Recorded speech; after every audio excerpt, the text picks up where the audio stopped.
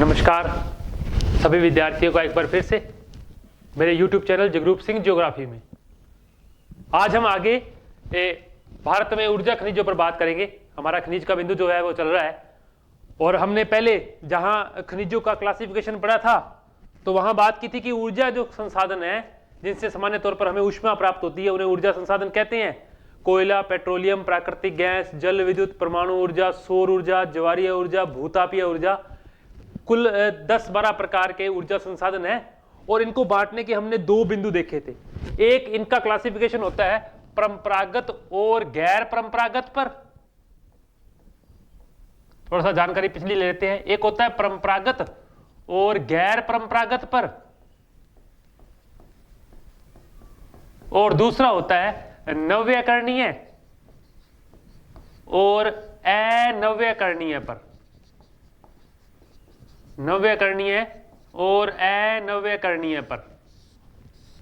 और हमने इसके अंदर भी चर्चा की थी कि परंपरागत जो प्राचीन समय से चले आ रहे हैं जैसे कि कोयला, पेट्रोलियम, प्राकृतिक गैस और जल विद्युत, जबकि बाकी यहां मैंने उसी एक बिंदु पर बात करने वाला हूं कि जल विद्युत जो है वो एक परंपरागत स्रोत है और परमाणु ऊर्जा एक गैर परंपरागत स्रोत है। गैर परंपरागत मतलब जो अभी वर्तमान में ट्रेडिशन में है। दूसरी चीज थी नव्यकरणीय और अनव्यकरणीय। इसमें नव्यकरणीय का मतलब है कि जो खनिज पुनः प्रयोग में लाए जा सकते हैं। तो आपको ध्यान रखना है कि जल विद्युत एक नव्यकरणीय खनिज है, ताकि यहां तो परमाणु ऊर्जा, सौर ऊर्जा इनके साथ आएगी। सौर ऊर्जा, भूतापीय ऊर्जा, ज्वारीय ऊर्जा, बायोगैस, बायोमास, परंतु नव्यकरणीय में ये सब जल विद्युत के साथ आएंगे, यानी सौर ऊर्जा, भूतापीय ऊर्जा, ज्वारीय ऊर्जा, इन सब में। अनव्यकरणीय में यहां परमाणु ऊर्जा आएगा। एक आपको ये माइन्यूट सा जो अंतर है ये हमें ध्यान रखना है कि जब संसाधनों में ऊर्जा संसाधनों का क्लासिफिकेशन किया जाता है तो जल विद्युत यहां तो परंपरागत के साथ आती है परंतु यहां वो नव्यकरणीय में आती है, और परमाणु ऊर्जा गैर परंपरागत में आती है परंतु यहां वो अनव्यकरणीय में आती है। एक अच्छा प्रोस्पेक्टिव पॉइंट। आज हम भारत में ऊर्जा संसाधनों में सबसे पहले बात करेंगे कोयले पर। तो कोयला जो है या कोयल, सामान्य रूप से एक अवधारणा चलती है कोयले को लेकर कि कोयला जो है कार्बोनिफेरस काल में एक भूगर्भिक हलचल के कारण बहुत सी वनस्पति जो है वो धरती के अंदर दब गई और ताप और दाब के कारण जो वनस्पति या जो पेड़ हैं वो कोयले में परिवर्तित हो गए। और जिस प्रकार हमने लोहे के 4 प्रकार पढ़े थे, मैग्नेटाइट, हेमेटाइट, लिमोनाइट और सीडेराइट, उसी प्रकार कोयला भी 4 प्रकार का है। एंथ्रेसाइट, बिटुमिनस, लिग्नाइट और पीट प्रकार का। सामान्य तौर पर भारत में कोयला जो है वो आपको नदी घाटियों में देखने को मिलेगा, चाहे आप दामोदर को लीजिए, सोन को लीजिए, वर्धा को लीजिए, पेंच को लीजिए, गोदावरी नदी घाटी को लीजिए। तो सामान्य तौर पर भारत का 98% कोयला गोंडवाना काल की चट्टानों में मिलता है, जबकि 2% कोयला जो है वो टर्शरी काल की चट्टानों में मिलता है, जिसमें आप थोड़ा बहुत असम का एरिया देखेंगे, जम्मू कश्मीर का एरिया देखेंगे, मेघालय का एरिया देखेंगे। ये 2-3 बिंदु जो है वो इसको लेकर चलते हैं। तो आज हम सबसे पहले कोयले पर बात करते हैं कि कोयला क्या है और किस प्रकार से इसका उत्पादन व वितरण जो है वो दिखाया गया है। और हमको जो कुछ मेन बातें ध्यान रखनी है कि कोयला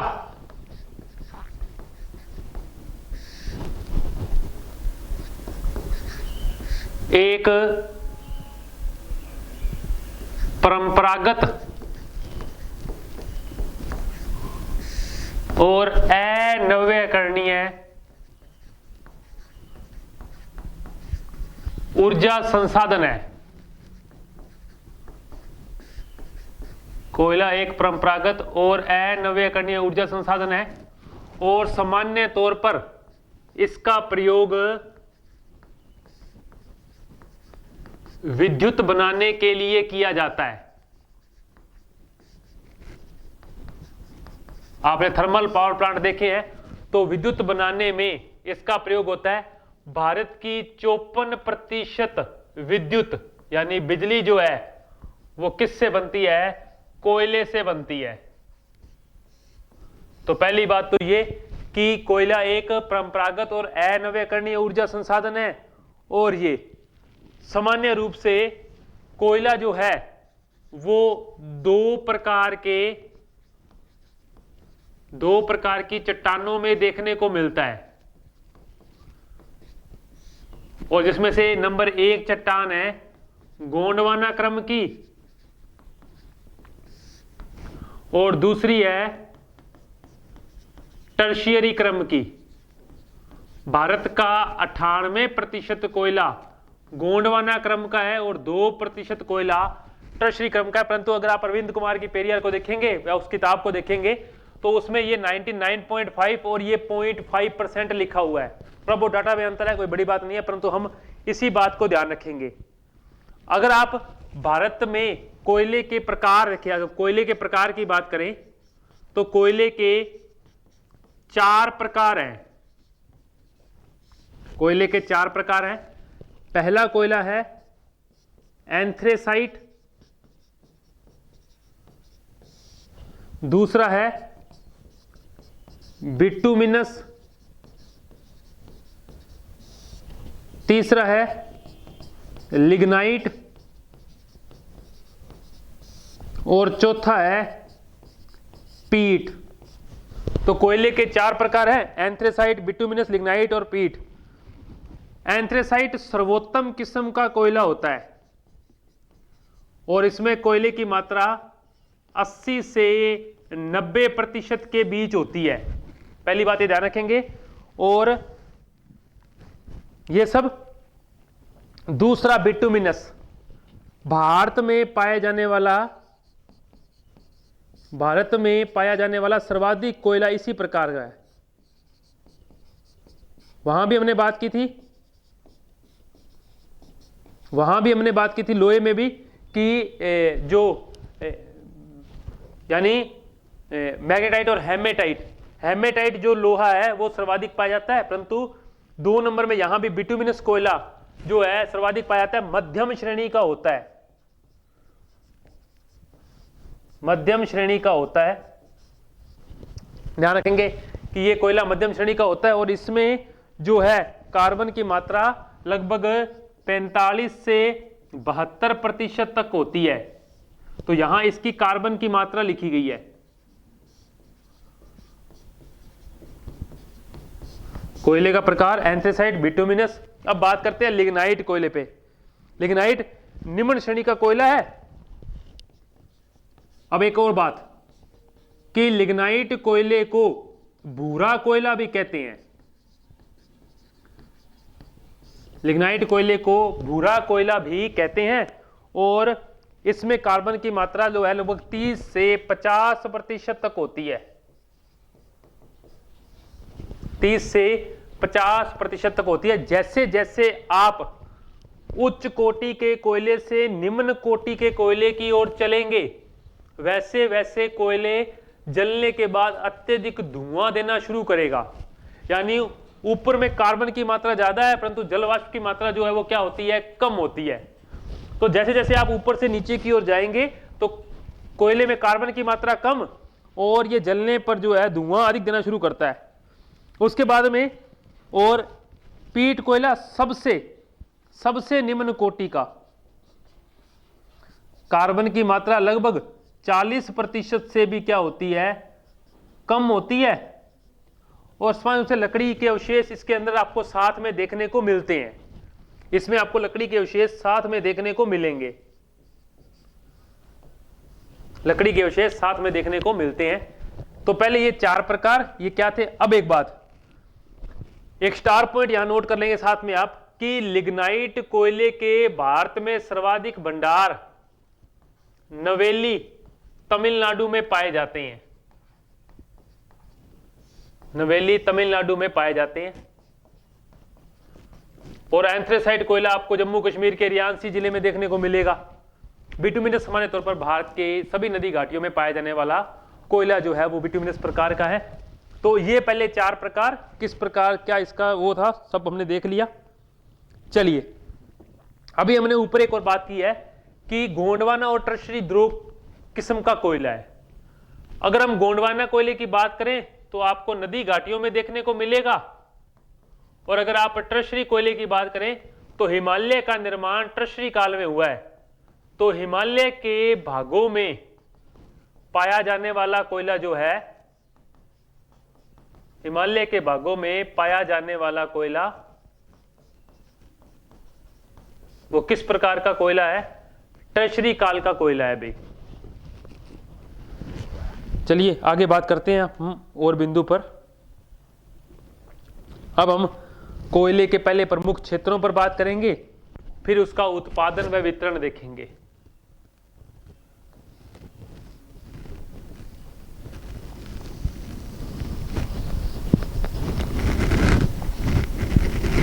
चलिए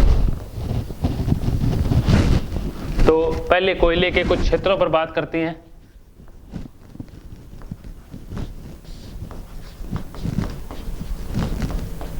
तो हमने बात की है कि कोयला सामान्य तौर पर आपको नदी घाटियों में देखने को मिलेगा।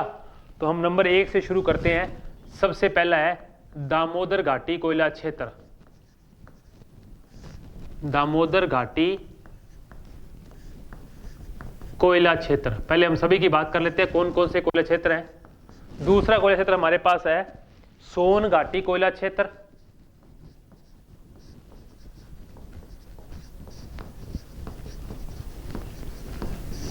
तीसरा हमारे पास है जो ध्यान रखेंगे महानदी।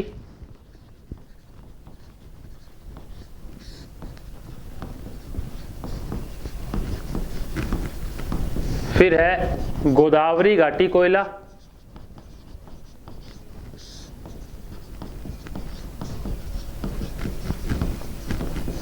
सतपुड़ा क्षेत्र का कोयला, सतपुड़ा घाटी नहीं लिखनी, सतपुड़ा कोयला क्षेत्र। तो पहला दामोदर, सोन, महानदी, गोदावरी, सतपुड़ा, वर्धा।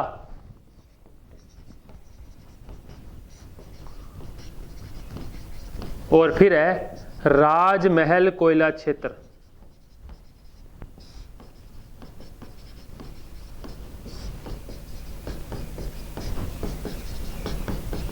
तो भारत में प्रमुख ये 7 प्रकार का कोयला क्षेत्र जो है वो आपके सामने दिखा गया है। पहला है दामोदर घाटी का, जो कि इस एरिया में है। तो पहले हम उसी पर बात करते हैं। भारत का सबसे बड़ा कोयला क्षेत्र दामोदर घाटी का कोयला क्षेत्र है, जो कि झारखंड और पश्चिम बंगाल में स्थित है। रानीगंज, झरिया, बोकारो जैसे बड़े कोयले क्षेत्र के नाम है। और सामान्य तौर पर यहाँ का कोयला जो है वो लोहे को पिघलाने के लिए प्रयोग में लाया जाता है। आप इधर के राउरकेला का प्लांट देखेंगे, इसके अलावा दुर्गापुर, आसनसोल, हीरापुर, बर्नपुर, कुल्टी, जमशेदपुर का टाटा का प्लांट, तो ये सारे प्लांट अपना कोयला जो है वो इसी क्षेत्र से लेते हैं। तो पहले हम इसी पर बात करने वाले हैं कि दामोदर घाटी का कोयला क्षेत्र और भारत का सबसे बड़ा है, और झारखंड और पश्चिम बंगाल में, पहले राज्य भी ध्यान रखेंगे, झारखंड और पश्चिम बंगाल में स्थित है। तो झारखंड और पश्चिम बंगाल में स्थित है दामोदर घाटी कोयला क्षेत्र। और ध्यान रखेंगे कि झारखंड का झरिया, तो यहां हमको इधर लिखेंगे नाम यह है झरिया, और पश्चिम बंगाल का रानीगंज, वेस्ट बंगाल का रानीगंज और झारखंड का झरिया यहां सबसे बड़े उत्पादक क्षेत्र है। तो झरिया ध्यान रखेंगे। इसके अलावा अन्य नाम पर बात करते हैं। इसके अलावा दामोदर घाटी के अन्य नाम है बोकारो, गिरिडीह है, बोकारो, गिरिडीह है, कर्णपुरा, रामगढ़, 4 नाम और याद रख लेंगे।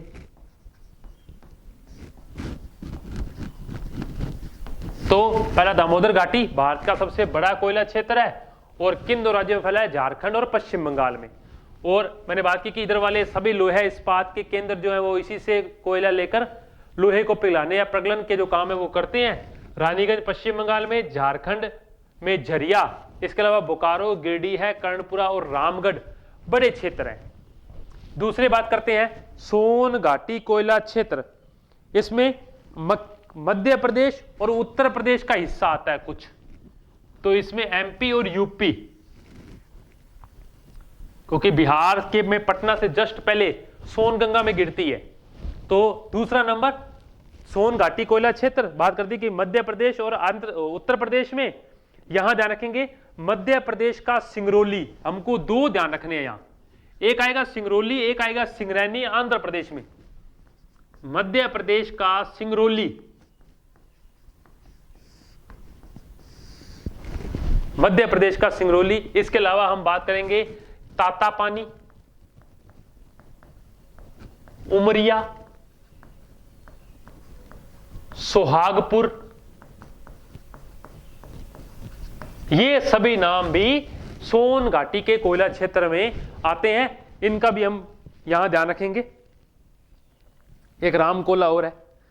तीसरा है महानदी कोयला क्षेत्र, जो कि दो राज्यों में स्थित है, छत्तीसगढ़ और उड़ीसा में, और यहां का प्रमुख क्षेत्र है तालचर, उड़ीसा का तालचर। इन दो राज्यों की यहां बात कर रहे हैं। नंबर 3 की बात कर रहा हूं, महानदी कोयला क्षेत्र की। पहला कौन सा था? दामोदर घाटी, दूसरा सोन घाटी, तीसरा महानदी, और यहां उड़ीसा का तालचर, कई बुकों में तलचर भी लिखा होगा। उड़ीसा का तालचर एक बड़ा नाम है। तो पहला जो था वो झारखंड पश्चिम बंगाल में, दूसरा एमपी यूपी में, और तीसरा छत्तीसगढ़ और उड़ीसा में। इसके अलावा छत्तीसगढ़ का कोरबा ध्यान रखेंगे। इसी क्षेत्रों में हम एक एक राज्य का एक एक नाम बढ़िया अच्छे से याद कर लेंगे। छत्तीसगढ़ का कोरबा और उड़ीसा का तालचर बड़े नाम है महानदी घाटी के कोयला क्षेत्र में। इसके अलावा दो नाम झिलमिली और चिरीमिरी भी हैं। चिरमिरी, झिलमिली और चिरमरी, ये जो है महानदी के कोयला क्षेत्र। उसके बाद में है 4 नंबर गोदावरी घाटी का कोयला क्षेत्र। गोदावरी घाटी का कोयला क्षेत्र जो कि तेलंगाना के अंदर प्रमुख रूप से है वर्तमान में।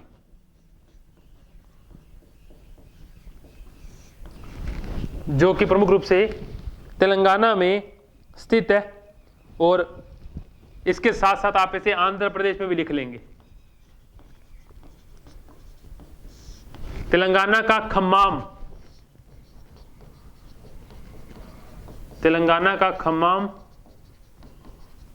और आंध्र प्रदेश का सिंगरेनी, ये दो प्रमुख नाम हैं यहां के। तो सिंगरेनी आंध्र प्रदेश और जो हमने सिंगरौली बात किया था वो एमपी में है भाई। इसके अलावा करीमनगर भी है, वारंगल भी है, पर इतना डीप एनसीईआरटी के लिए याद करने की जरूरत नहीं है। करीमनगर और वारंगल, तो 4 हुए पूरे आपके। सतपुड़ा कोयला क्षेत्र जो है महाराष्ट्र और एमपी में स्थित है। महाराष्ट्र और एमपी में जो है वो स्थित है। इसमें बात करते हैं। इसमें एमपी का महापानी जो है प्रसिद्ध है। अब यहां क्या आता है, एक और नाम आता है। अगर सतपुड़ा की जगह पेंच घाटी भी लिखा हो, पेंच घाटी का कोयला क्षेत्र, पेंच एक सहायक नदी है, तो पेंच घाटी का कोयला क्षेत्र भी यही है। ठीक है, यहां कानन घाटी और पत्थरखेड़ा, 5 नंबर की बात कर रहा हूं, कानन घाटी और पत्थरखेड़ा, ये जो है सतपुड़ा के प्रमुख नाम है। वर्धा की बात करें, चंद्रपुर, यवतमाल, नागपुर, चंद्रपुर, यवतमाल और नागपुर, तीनों कहां हैं? महाराष्ट्र में स्थित है। तो यहां महाराष्ट्र का क्षेत्र है। राजमहल जो अंतिम है, झारखंड की उत्तरी पूर्वी सीमा पर, और यहां का एक ही क्षेत्र प्रमुख है, लालमटिया।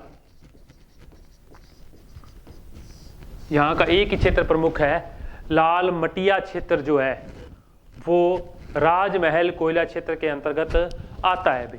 तो ये प्रमुख नाम थे कोयला क्षेत्रों के और इनकी प्रमुख ये थी। अभी हम कोयले के भंडारों पर बात करते हैं कि कोयले के कौन कौन से प्रमुख भंडार हैं। तो कोयले का एक तरफ हम भंडार की बात करते हैं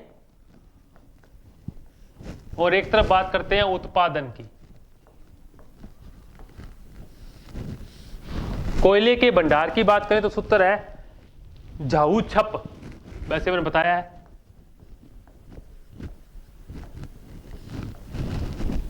नंबर 1 पे झ से झारखंड, नंबर 2 पे उड़ीसा,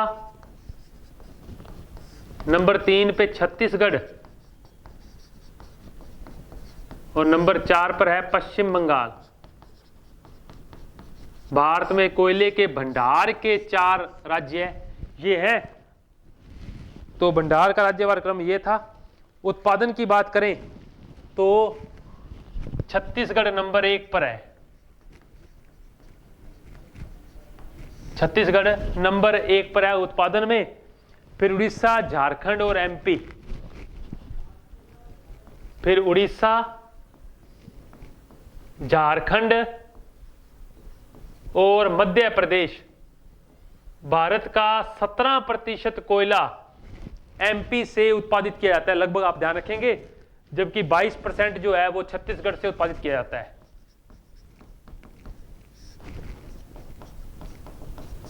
तो ये भंडार का क्रम था और उत्पादन का क्रम था। कोयले में अगर हम छोटी मोटी अन्य नामों पर और बात करें तो जम्मू कश्मीर का काला कोट, हमें ध्यान रखना है कि जो मैंने आपको टर्शरी काल का भारत का जो 2% कोयले की बात की है उसमें जम्मू कश्मीर का काला कोट और इसमें भी बात करूं तो कौन से जिले में पड़ता है? रियांसी जिले में पड़ता है भाई, रियांसी जिले में पड़ता है। मेघालय का चेरापूंजी,